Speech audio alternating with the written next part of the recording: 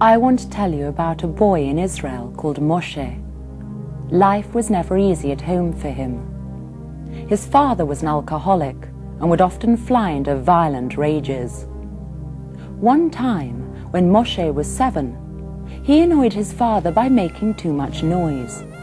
His father beat him so badly that Moshe needed medical treatment. But Moshe's father was also violent towards the mother. One evening, he accused her of having an affair. When she denied it, he became uncontrollable and, in full view of the little boy, threw her out of the 3rd floor window, killing her instantly. The father was convicted of murder, and Moshe was now effectively an orphan, a traumatized, emotionally scarred, frightened little boy. It was then that Moshe was taken to the Sarah Herzog Children's Home in Afula. But this was no ordinary home. It was the first shelter set up in Israel by British Emunah in 1947. Today it looks after 100 youngsters, for whom it is a haven from the traumatic and unsupported lives they left behind. Here they have all the help they need.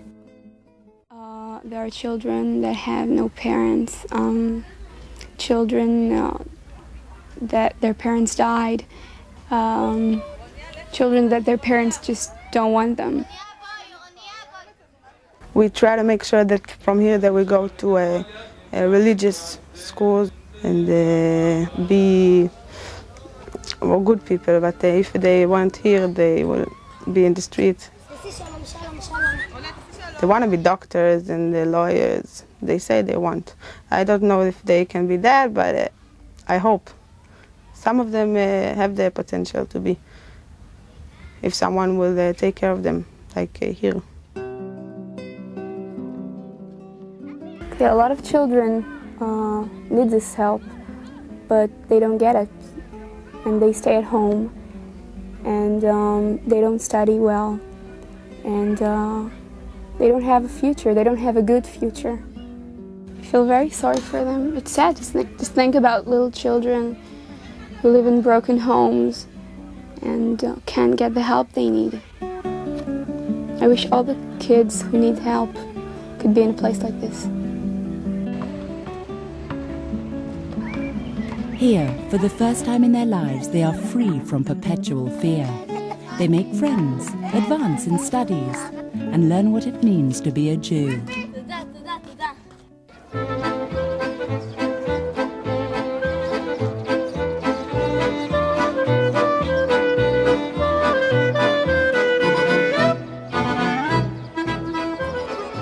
Every year, at the Western Wall in Jerusalem, those children from the Sarah Herzog home who have reached Bat and Bar Mitzvah age are recognized as the young Jewish adults that they have become.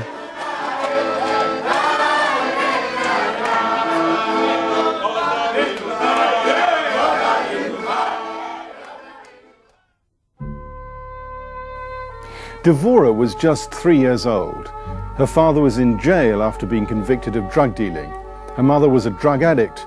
She'd often resort to prostitution to fund her habit. Devorah and her 2 young brothers were often left alone.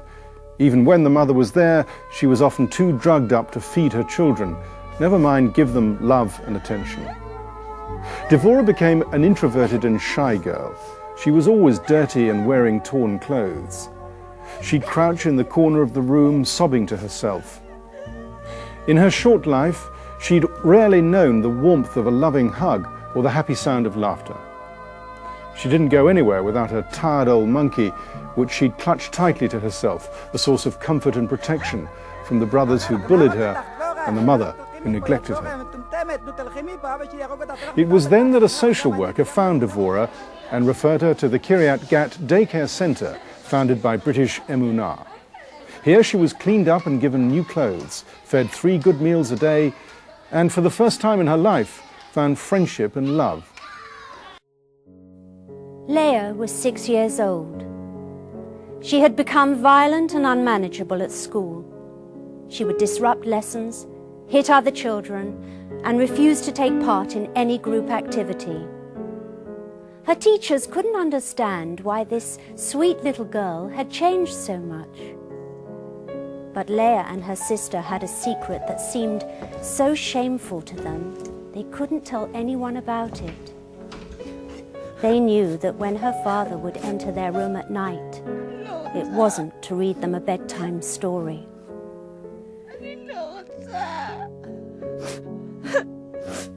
The frequent episodes of sexual abuse became a terrifying ordeal, but the sisters wouldn't reveal the truth to anyone. Their mother had abandoned them years ago. One day, when Leah was changing for swimming, a teacher saw bruises on her thighs. She informed the authorities, and later the father was arrested.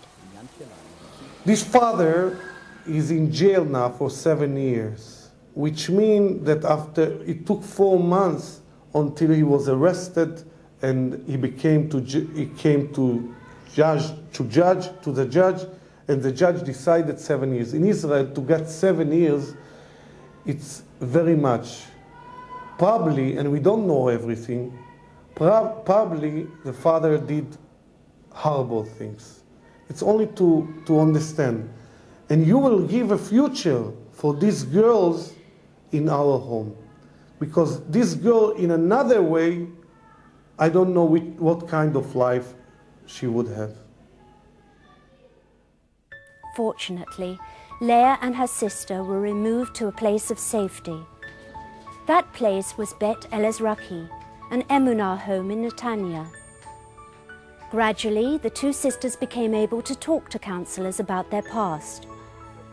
Over the following years, they became a part of a new and happier family. But at the time, Bet Elezraki only looked after children to the age of 14. As Leah approached that age and realized she would have to leave, her old fears started to re-emerge. Sorry, we finished. You have to leave. And the horrible thing was when a girl came to me, I was abandoned once at home. And now you're abandoning me again? So what's my reason for this life? And then I got a phone from England that your dream will become reality. And now we're building the Beit Bali complex with the Beit Esther, and this girl will have a chance. Sometimes here with all the 94 children, with everything, I feel alone. Since England came here, I feel that I have somebody to work with him for the future of these children.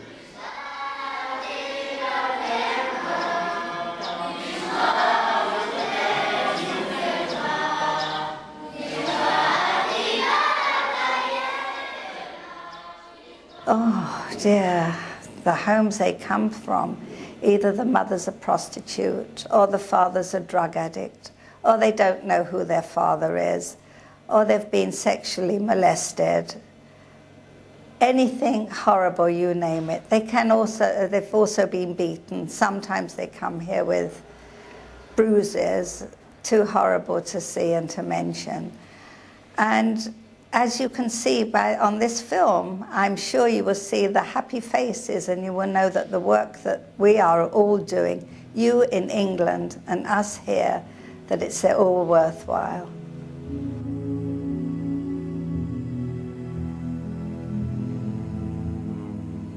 And tomorrow? Because tomorrow will bring us another little child. Another child who needs our help. Will we be able to answer their call for help? Only if you answer ours.